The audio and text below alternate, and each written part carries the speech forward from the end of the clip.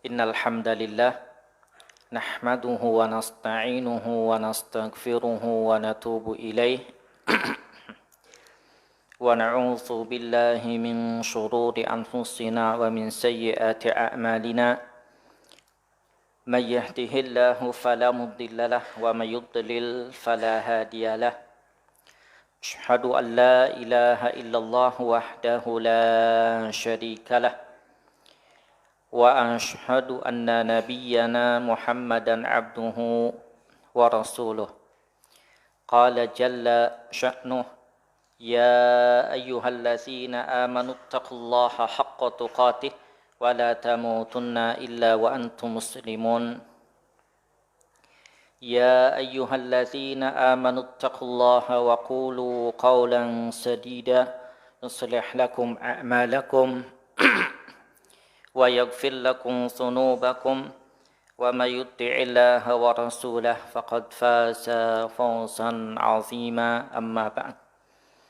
Allahumma salli wa sallim wa barik ala nabiyyina Muhammadin wa ala alihi wa ashabihi wa man tabi'ahum bi ihsanin ila yaumiddin. Jamaah salat maghrib, ikhwani wa akhwati fiddin, azani Allah wa iyyakum jami'a. Masih kita melanjutkan pembahasan dari kitab Al-Adabul Mufrad karya Al-Imam Muhammad ibn Ismail Al-Bukhari rahimahullah. Tepatnya di babu fadli man ya'ulu yatiman lah. Bab tentang keutamaan orang yang membantu anak yatim. Ini penting ya. Kenapa? Karena sebagaimana pembahasan terdahulu bahwa di antara amalan yang ditekankan dan mendapatkan pahala yang besar adalah membantu anak yatim. Terlebih anak yatim itu ya adalah anak yang ditinggal oleh bapaknya dan dia belum dalam keadaan balik. Jadi betul sangat membutuhkan perhatian. Makanya di sini ya Al-Imam Al-Bukhari memberikan bab tentang keutamaan orang yang membantu anak yatim. Riwayatnya ini nomor 132.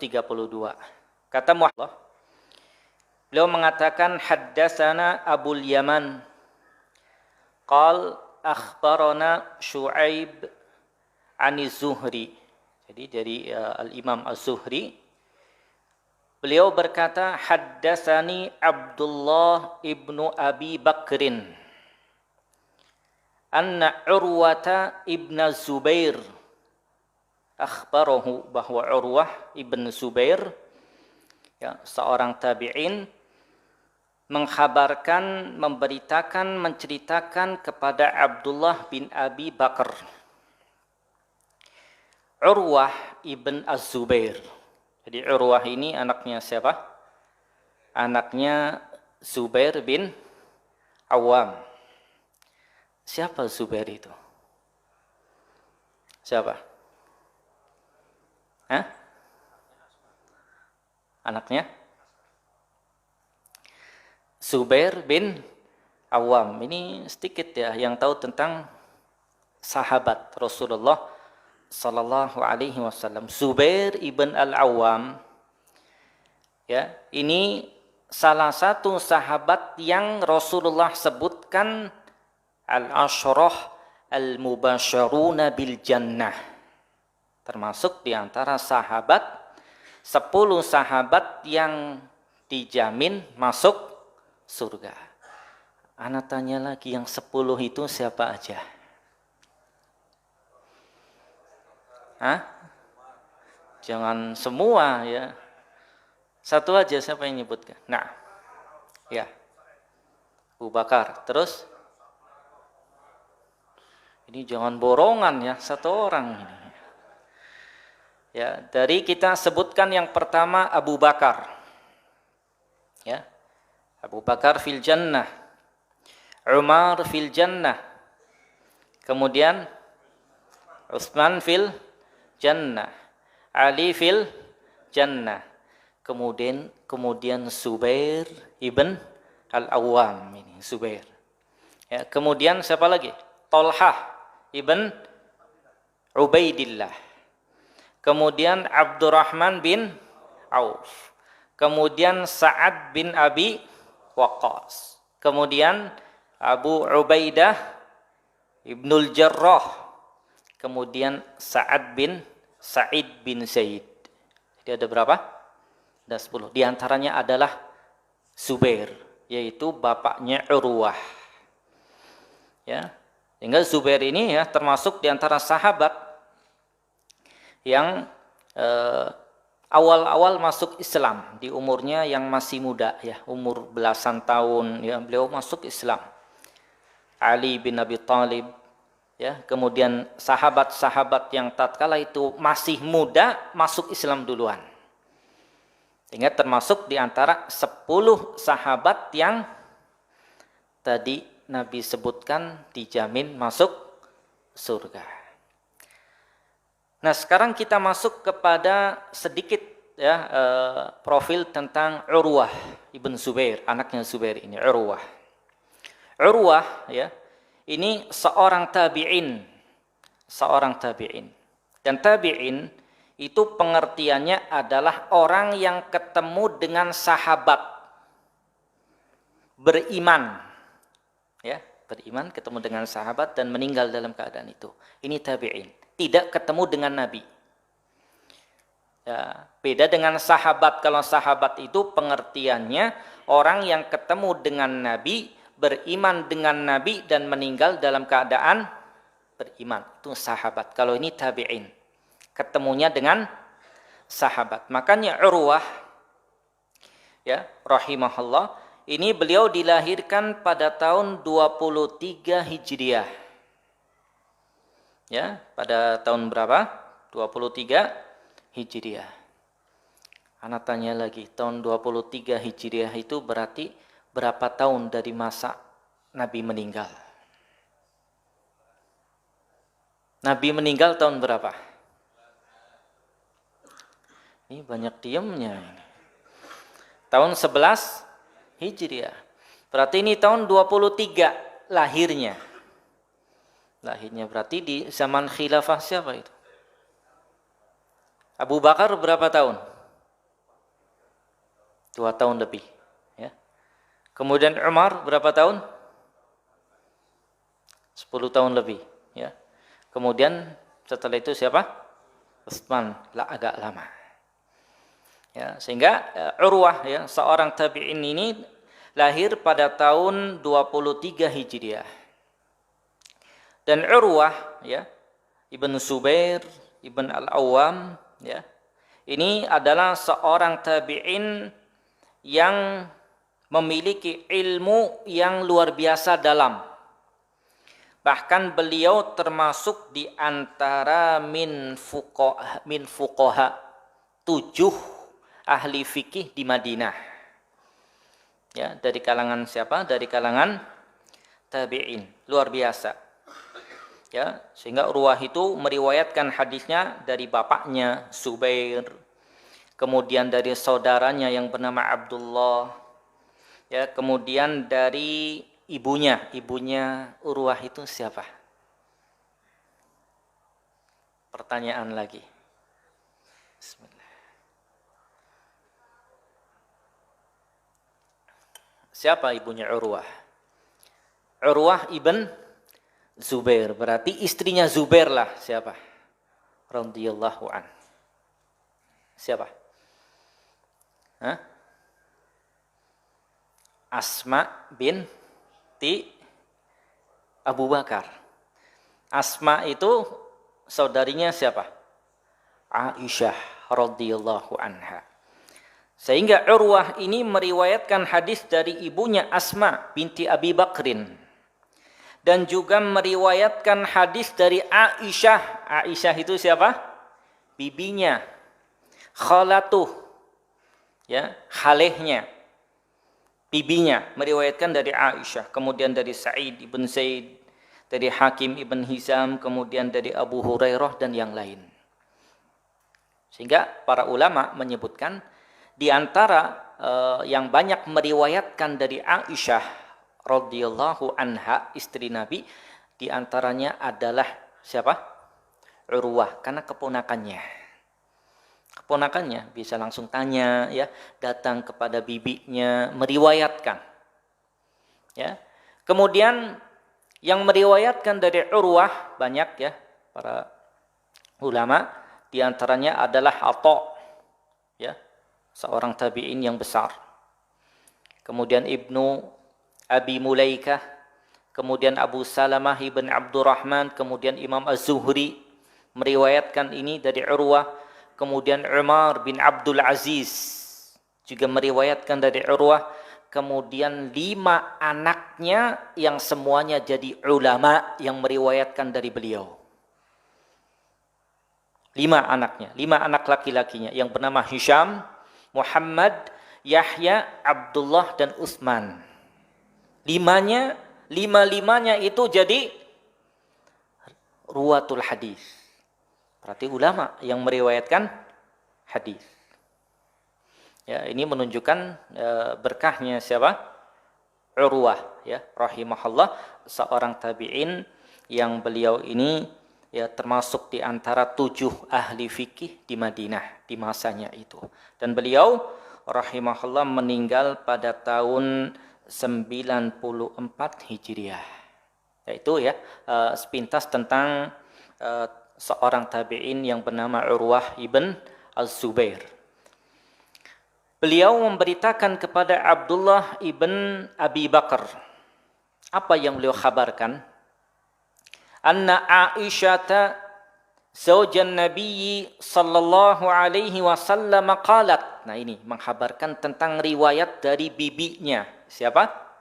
Aisyah radhiyallahu anha. Qalat, Aisyah berkata, kata Urwah ibn Zubair, ja'atni imra'atun ma'aha ibnatani laha. Kata Aisyah radhiyallahu anha, ada seorang wanita yang datang kepadaku bersamanya 2 anak perempuan. 2 anak perempuannya dibawa. Masih kecil, ya.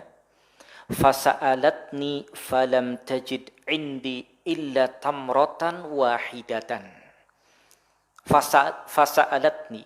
Wanita ini minta sesuatu kepadaku, minta kebutuhan. Karena memang wanita ini kondisinya memang butuh. Ya. Dan dia minta kebutuhan karena memang dia butuh. Padahal di dalam Islam hukum meminta-minta itu nggak boleh, kecuali dalam beberapa kondisi yang Nabi sebutkan. Di antaranya lagi pailit hutang yang menumpuk. Tapi awas ini pulang-pulang antum langsung anadenya banyak ini, ya. Ini kondisinya yang pertama. Yang kedua, kondisi yang memang dia butuh, nggak ada yang dia makan. Ya, nggak ada yang dia makan. Ya, itu boleh. Makanya wanita ini datang kepada siapa? Pada Aisyah radhiyallahu anha dengan kondisi yang memang butuh. Kalau nggak butuh haram, dilarang dalam Islam. Dalam hadis yang dikeluarkan Imam Bukhari dari Abu Hurairah radhiyallahu an, bahwa Rasulullah sallallahu alaihi wasallam bersabda, la ayyahtatiba ahadukum husmatan ala zahri. Kata Nabi sallallahu alaihi wasallam, seseorang bekerja dengan mengumpulkan seikat kayu bakar di punggungnya. Dia kerja, cari kayu, diikat, kemudian ditaruh di atas punggungnya, dia bawa. Khairun, itu lebih baik, min ayyas ala ahadan, itu lebih baik daripada dia minta-minta pada seseorang. Ya, walaupun cuman membawa kayu, seikat kayu yang dia bawa di atas punggungnya. Itu khairun, lebih baik daripada dia minta kepada seseorang, minta-minta. Fayu'tiya au yamna'ah, baik orang yang dia minta itu memberi atau menolak. Karena enggak semua orang yang kita minta itu memberi. Ya, karena manusia itu ada waktunya dia enggak senang selalu diminta. Datang lagi. Mungkin datang pertama antum kasih. Anak kasih 1 kali. Besok datang lagi. Kita kasih lagi, ya. Besoknya datang lagi. Kira-kira gimana? Afan, anak mau keluar ya. Antum menghindar itu. Ini manusia. Ya, maka ini ya adalah perkara yang tercela. Tapi wanita ini memang butuh, dia datang kepada Aisyah radhiyallahu anha, kemudian ya kata Aisyah dia minta kebutuhan, ya maka kata Aisyah radhiyallahu anha, perhatikan, falam tajid indi illa tamratan wahidatan. Ini luar biasa lagi. Kata Aisyah radhiyallahu anha, dia minta kebutuhan kepadaku dan aku tidak mempunyai apapun kecuali 1 butir kurma. Bayangkan, antum punya uang 10.000, diminta 10.000, kira-kira gimana? Hah? Berat nggak? Berat. Aisyah nggak ada apa-apa kecuali 1 butir kurma. Ya, 1 butir kurma. Ini di rumahnya siapa? Aisyah radhiyallahu anha. Di masa hidupnya Nabi, istrinya Nabi sallallahu alaihi wasallam radhiyallahu anha, manusia yang paling mulia, di rumahnya cuman ada 1 butir kurma. Bayangkan. Antum di rumahnya ada berapa kurmanya? Ya, jualan kurma apalagi ya banyak ini. Ini cuman tamroh wahidah, enggak ada yang aku miliki kecuali 1 butir kurma. Fa'ataituha, maka aku pun berikan 1 butir kurma itu kepada wanita tadi. Ya. Lihat yang lebih ajib lagi ya di sini adalah faqasamatha bainabnataiha. Ibu ini, wanita ini ya membagi sebutir kurma itu menjadi 2. Untuk 2 anak perempuannya, dibagi 2, diberikan, ya dibelah jadi 2, kemudian diberikan masing-masing kepada kedua anak perempuannya. Summa qamat fa kharajat, kemudian dia bangun, kemudian dia keluar. Ya, fadakhala an-nabiy sallallahu alaihi wasallam fahaddatstuhu, maka Nabi pun masuk ke rumah, kata Aisyah radhiyallahu anha.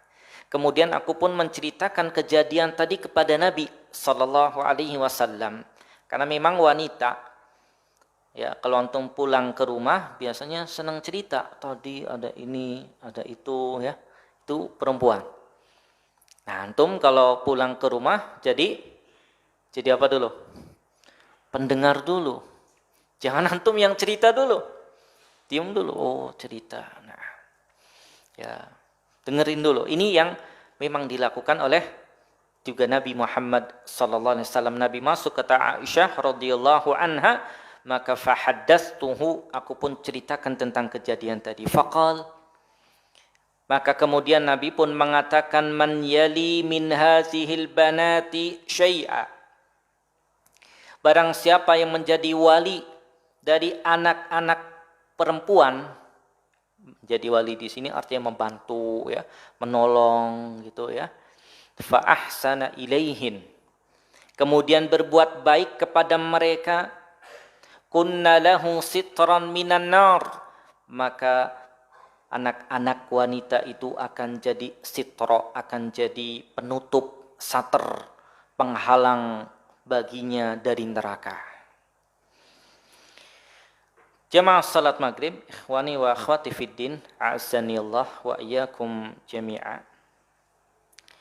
Syekh Zaid bin Muhammad bin Hadi Al-Madkhali rahimahullah, tatkala menjelaskan ya riwayat ini, kata beliau, telah kita ketahui di pembahasan sebelumnya, kata beliau, bahwa al-yatim, yang disebut yatim atau al-yatim itu adalah orang atau anak yang bapaknya meninggal, dia belum dalam keadaan baligh. Ya, bapaknya meninggal. Walaupun ibunya masih ada. Ya. Kenapa? Karena ibu itu tidak punya kewajiban memberikan nafkah kepada anak. Yang wajib memberikan nafkah itu adalah al-ab, bapak. Ya, makanya di sini ya, tatkala wanita ini datang kepada Aisyah, kata beliau radhiyallahu anha, karena memang kondisi suaminya udah meninggal, maka otomatis dua anak perempuan tadi adalah yatim dalam pangkuannya, dalam didikannya. Maka dia pun ya berusaha untuk mengupayakan apa yang bisa dia dapatkan untuk kedua ya anak perempuannya tadi. Makanya dia datang kepada Ummul Mukminin Aisyah radhiyallahu anha mengeluhkan kebutuhannya. Ya, dia datang kepada Aisyah radhiyallahu anha, dan memang di waktu itu Aisyah ya radhiyallahu anha pun tidak punya apa-apa kecuali satu butir kurma tadi. Ya, cuman satu ya, kemudian dibagi ya jadi dua oleh ibunya tadi setelah dikasihkan oleh Aisyah ya. Kemudian Aisyah pun ya menceritakan kejadian ya tadi, kemudian Nabi pun mengatakan tadi, man yali min hathihil banati syai'a fa ahsana ilaihin kunna lahu sitran minan nar. Barang siapa yang menjadi wali ya, menolong anak-anak wanita, anak-anak perempuan dan berbuat baik kepada mereka, maka mereka akan jadi sitron, penghalang dari api neraka nanti. Ya, inilah syariat Islam, kata beliau. Yang apa? Yang selalu memberikan motivasi agar apa? Agar berlemah lembut ala dhaif, kepada orang yang lemah. Wal mar'atu minad du'afa laysat karrijal, dan para wanita itu mereka adalah orang-orang yang lemah. Ya, beda dengan laki-laki. Ya, makanya ya kewajiban memberikan infak pun atau nafkah itu ada pada laki-laki. Ya, walaupun memang ada ya wanita yang dia juga bisa usaha ya, atau bisa juga mendapatkan penghasilan, tapi tetap yang wajib memberikan nafkah adalah laki-laki. Makanya tatkala Allah sebutkan tentang sifat suami, yang Allah sebutkan ar-rijalu qawwamuna 'alan nisa, ya, para lelaki itu pemimpin atas para wanita. Kenapa? Bima faddalallahu ba'dahum 'ala ba'd wa bima anfaqu min amwalihim, karena bisa memberikan nafkah kepada mereka. Jadi kalau nggak bisa memberikan nafkah, ya berarti kepemimpinannya pun tidak apa? Tidak, ya, nanti tidak sempurna. Dia susah nanti untuk mimpinnya. Karena kalau memimpin bima anfaqu min amwalihim, dengan apa yang para suami berikan nafkah dari harta-harta mereka. Ya. Dan Nabi kita Muhammad sallallahu alaihi wasallam ya tatkala memberikan ya motivasi ini agar apa? Agar orang yang membantu ya, terutama menjadi wali ya kepada anak-anak perempuan terlebih yang masih yatim, berbuat baik kepada mereka, maka ya tidak tanggung-tanggung balasannya adalah jadi apa? Sitron, jadi penghalang dari api neraka tadi. Maka ya di sini kata beliau, inilah syariat Islam yang memberikan motivasi untuk berbuat ya baik, berlemah lembut kepada ad-dhaif, orang yang lemah, diantaranya adalah wanita. Ya, apalagi yang masih anak-anak. Dan memang ya, ini adalah kemuliaan yang ada dalam agama Islam, bahwa agama Islam itu memuliakan wanita. Memuliakan wanita. Islam datang itu bukan untuk mengekang wanita. Ya, Islam datang itu bukan untuk menjatuhkan wanita, tapi memuliakan mereka.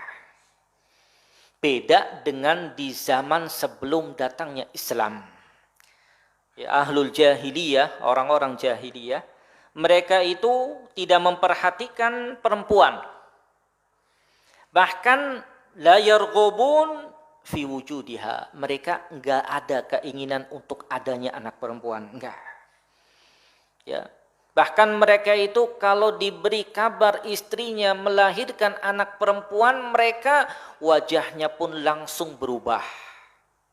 Kesel. Ya. Inginnya apa? Ditendang ya atau di apa? Bahkan dikubur. Itu mereka. Ini Allah sebutkan di antaranya dalam surah An-Nahl ayat 58. Wa idza bunsyira ahaduhum bil unsa. Dan apabila mereka dikasih kabar ya, dengan lahirnya anak perempuan, shalla wajhu. Wajah mereka berubah. Jadi apa? Muswadda. Jadi kehitam-hitaman. Apalagi yang memang kulitnya ya coklat kehitaman lah gitu ya. Berubah ya dalam keadaan dia pun marah. Ya, ini ya yang memang terjadi di zaman jahiliyah. Tapi dengan datangnya Islam maka perempuan pun jadi apa? Dimuliakan. Ya, dimuliakan. Kenapa? Karena perempuan ya itu adalah ya hamba Allah Subhanahu wa taala. Dan tidak sedikit bahkan dari para sahabat ya, bahkan tabi'in dan para ulama yang akhirnya terdidik menjadi orang yang alim karena didikan seorang wanita. Kalau lihat kisahnya tentang Imam Syafi'i rahimahullah, yang didik siapa? Ibunya. Imam Bukhari yang mendidik siapa? Ibunya. Ibu. Jadi nggak main-main nih. Ya, peran seorang ibu dalam mendidik anaknya. Tapi kalau ibunya sudah nggak baik, maka jangan harapkan kemudian akan tumbuh menjadi anak-anak yang baik pula. Ikhwani wa akhwati fiddin yang dirahmati oleh Allah Subhanahu wa taala, ya itu riwayat yang keberapa? Ya, riwayat yang ke-132. Di akhir dari pembahasan ini ya kata Syekh Said bin Hadi bin Muhammad bin Hadi Al-Madkhali rahimahullah, kata beliau ya anak yatim ya kalau kita berbuat baik kepada mereka maka pahalanya pun ya besar, dan apalagi kalau kita terus ya merutinkan berbuat baik kepada mereka.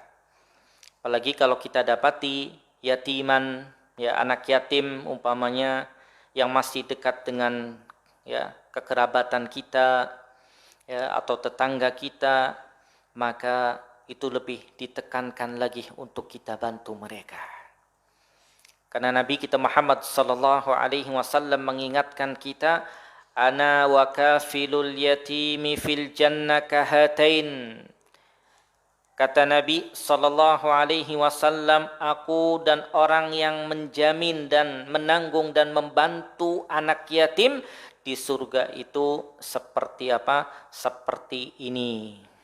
Ya. Mengumpulkan antara apa? Antara jari telunjuk dan tengah.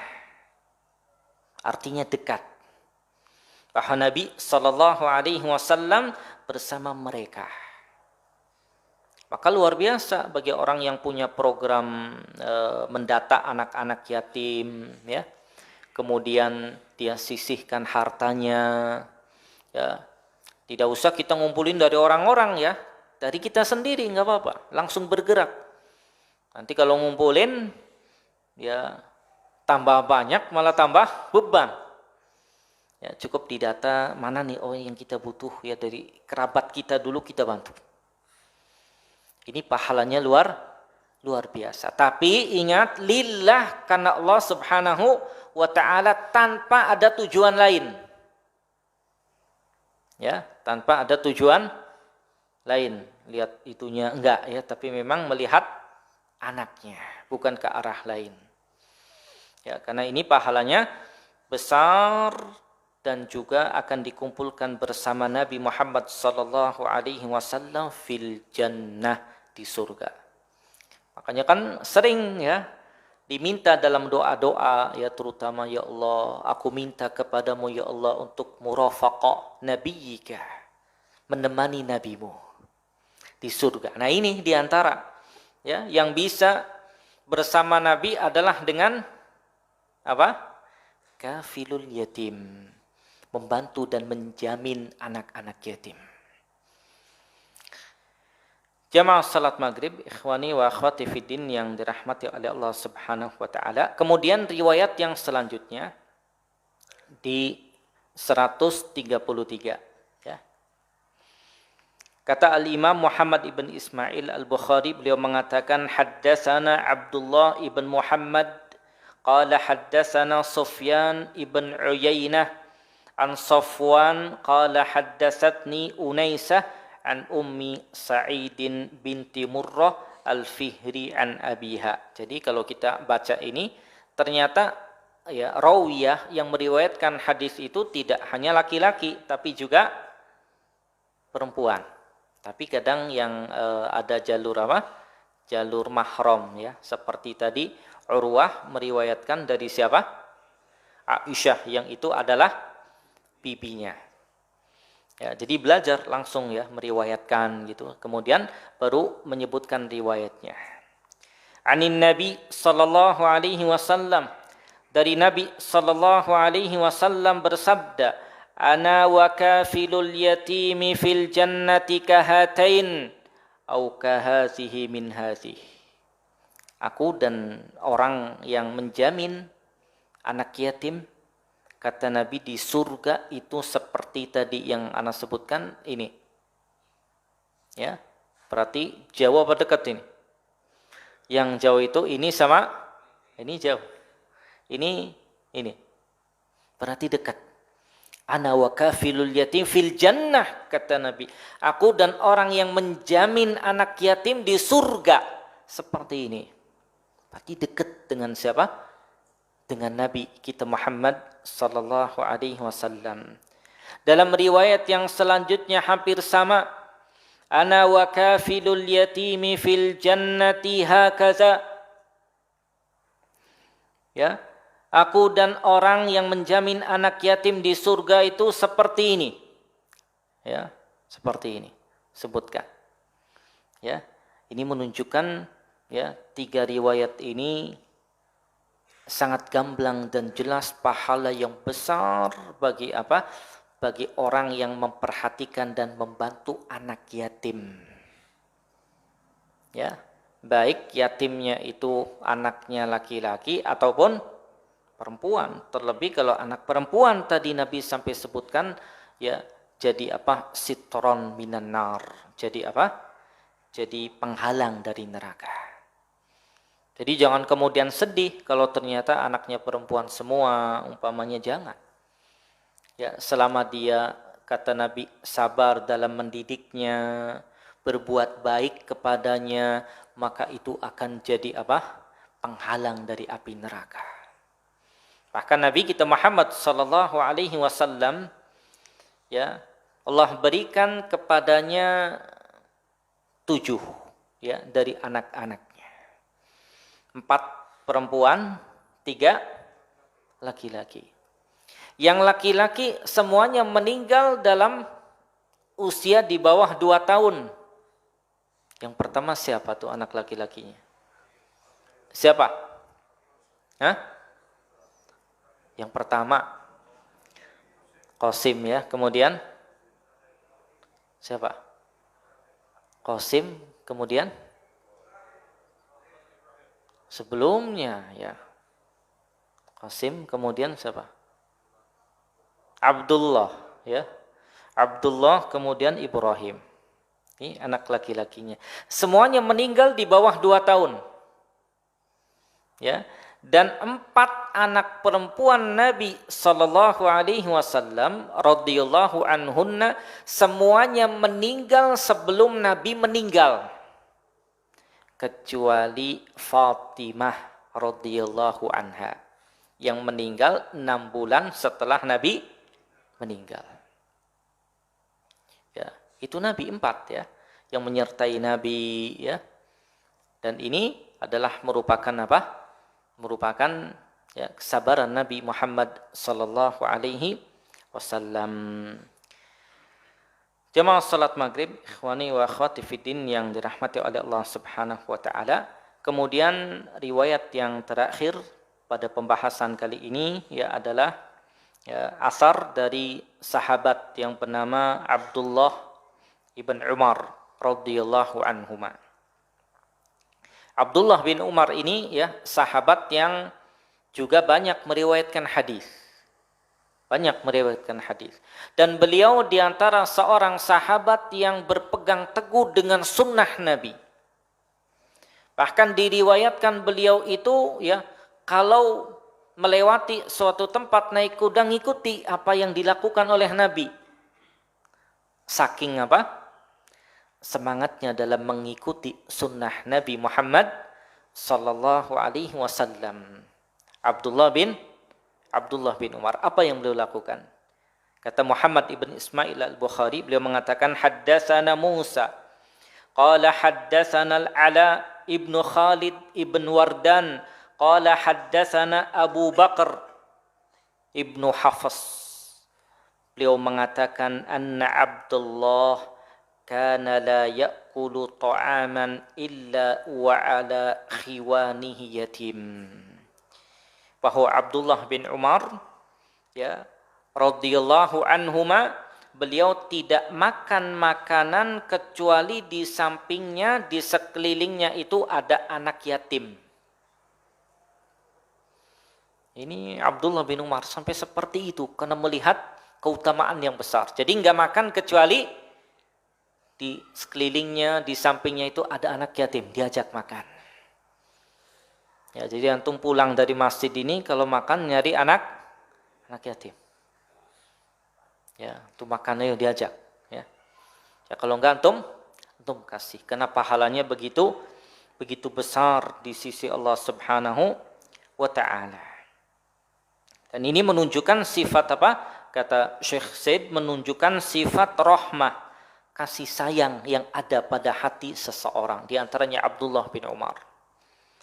Bahkan beliau mengutip hadis Nabi kita Muhammad sallallahu alaihi wasallam, ar-rahimun, orang-orang yang memiliki sifat rahim, kasih sayang, yarhamuhumur rahman, Allah akan menyayangi mereka. Irhamu man fil ard, ya, kasihinilah, kasih sayanglah ya man fil ard, yang ada di bumi ini, yarhamukum man fis sama, maka yang di langit akan menyayangi kalian. Jadi kalau kita menyayangi man fil ard, yang ada di bumi ini, terlebih yang disebutkan keutamaannya tadi, maka Allah pun akan merahmati dan menyayangi kita. Terlebih yang kita sayangi adalah anak yatim yang mereka butuh ya, butuh apa? Butuh perhatian ya, butuh kasih sayang dan butuh bantuan. Tapi mungkin itu dari beberapa riwayat yang kita bahas ya pada malam kali ini, dan insyaallah nanti kita lanjutkan ya di pertemuan yang akan datang dalam riwayat-riwayat yang selanjutnya. Wassallallahu ala nabiyyina Muhammadin walhamdulillahi rabbil alamin. Tafadhal.